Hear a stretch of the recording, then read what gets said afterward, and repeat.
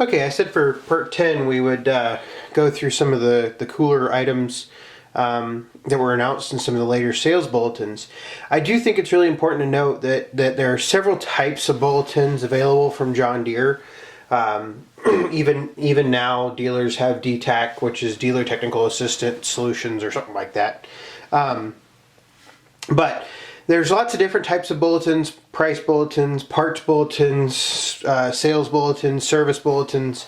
So there's lots of different things, but a couple things that really kind of catch my eye. So this one right here in front of me, if you can remember, this was the brochure where I showed you the ground saw or the trencher, which this is actually an announcement for it. The model 1200 John Deere ground saw trenches.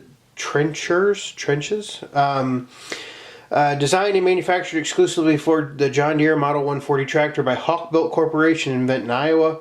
It's particularly appealing to commercial operators such as electrical and plumbing contractors and utility companies, municipalities, airports, and institutions. The Hawk-Built ground saw would eventually become the ARPS or ARPS. I have a bulletin for that. I haven't been able to find it. I think that was in 1970 when that name changed because Hawk-Built was bought out by ARPS. And so there's lots of little details like that in all these sales bulletins. Just things that you can find out about how John Deere sold stuff, things like that. Now, one of the things I don't really talk about a lot is, because these videos are kind of, the reason I do these videos is just for knowledge that people have. Like I said in the previous video, there's only 3 or 4 or 5, maybe 5 of these known. I've been lucky enough to see a couple of their different styles, and really. You're not going to find one. I know that there's a big cool factor, and you can search and search and search. But realistically, if you find one, it's probably not going to be in good condition, and it's probably going to cost you a lot of money. A lot of money. So think 5 figures instead of 4, for the most part. So, these aren't things you commonly see, but it's kind of cool to have the paper when you can't own the machine, because I'll never own one of these trenchers unless I just happen to find one in a barn somewhere that somebody gives it to me. And so, other things like this, and I'm just pulling out the late 1968 bulletins for everything. Some of the announcements they had, accessory booklets. This is where they transferred the sprayers from the Des Moines works. So the number 7 sprayer will be discontinued. They discontinued the number 7 sprayer in 1968, November 1968. But the Horicon Works will be the supplier of parts, not the Des Moines Works like it originally was. The sales bulletin, I'll just go back to this one real quick. So the consumer products bulletin, basically these came, and there was a copy of what the book would eventually look like included. I've got a couple of those kind of cool little items to have. Let me see if there's any other cool ones in this stack. I can't remember if there are.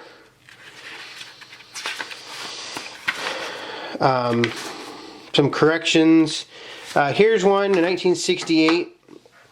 Where they started off in the Kohler engine option for the 112s.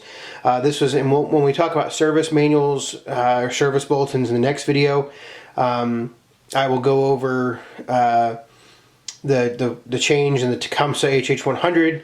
Deere actually had a lot of problems with the head gaskets. Some of you are on Facebook and stuff. You've seen the weights that were available for the head gasket or for the heads for the Tecumsehs. A couple other things.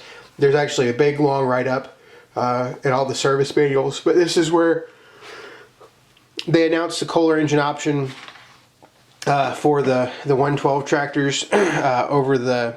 You could buy both, and then discontinued ordering codes, stuff like that. Kind of some cool information when it comes to type codes, ordering codes.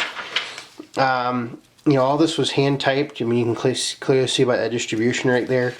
Kind of some cool stuff. This is a really cool one right here. I wish it was in a little bit better condition, but this is a, a specification and price card for basically the 1969 140. One time, this is all stapled in there, so you can't really see it, but it basically gives you the list price of the 140 for 1969. So we'll put this stack away, and I'll get to the one everybody probably will most likely like for this next group, and that is this one right here. So I've talked about this before.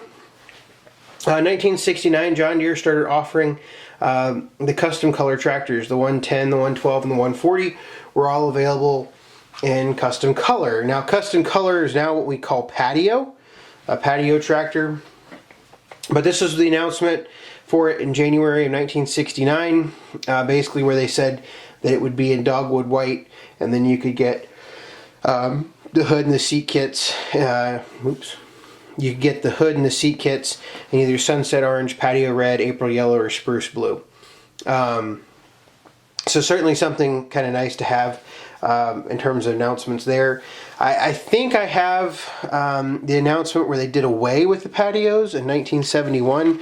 I haven't found it yet. I have just boxes and boxes of this kind of stuff. And so this is not a very long announcement, and you can see it only goes to one page, front and back.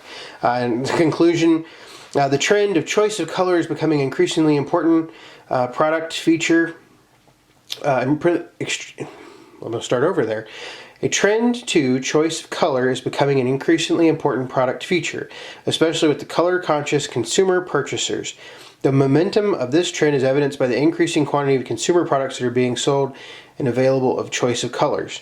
Custom color tractors, tractor options now available in addition to the traditional John Deere green and yellow tractor, place John Deere in time with the trend, another industry first exclusively with John Deere. Now obviously, if you don't know your history on the Patio tractors as they're now known, they didn't sell very well, and a lot of John Deere dealers actually ended up using the seats as part stools, and they ended up painting the dogwood white tractors green and yellow. And so that's why you end up with so many painted white tractors out there that were formerly Patios. Now, one really important thing to note is that in 1969, Patios did not have their own specific type code. The specific type code didn't come around until 1970, and so something to really be, if somebody says they got a 1969 Patio, in my book, it better be all original. If not, I'm going to want some documentation as to if it was originally a Patio. So really quick, before I end this video, if you want to think about parts, so here's just the all dealer dogwood white paint. This is where it came out. Now, interestingly, the reason I put these two, I thought I put them over the top of each other. So this bulletin right here announcing the custom colored tractors, and this bulletin right here announcing the parts was in January 9th, 1969, and this is January 29th. So I'm sure the dealers knew that they were getting the custom colored tractors, but this was the announcement for it, and they knew that they were going to start getting the dogwood white paint in early January 1969. So kind of something interesting, and I haven't been able to put my hands on that many custom color brochures. I have a couple, but none of them are older than 1969. So that is kind of a primer to John Deere sales bulletins, service bulletins, everything like that. Sorry, I try to keep all this stuff in the order that I buy it, because a lot of times when I buy this kind of stuff, I try to keep it as I bought it. I really don't do a lot of reorganization unless it's like service manuals or something like that. So anyway, hope you like this video. The next video will be on service manuals and some of the problems they had with the early 1968, 1969 140s.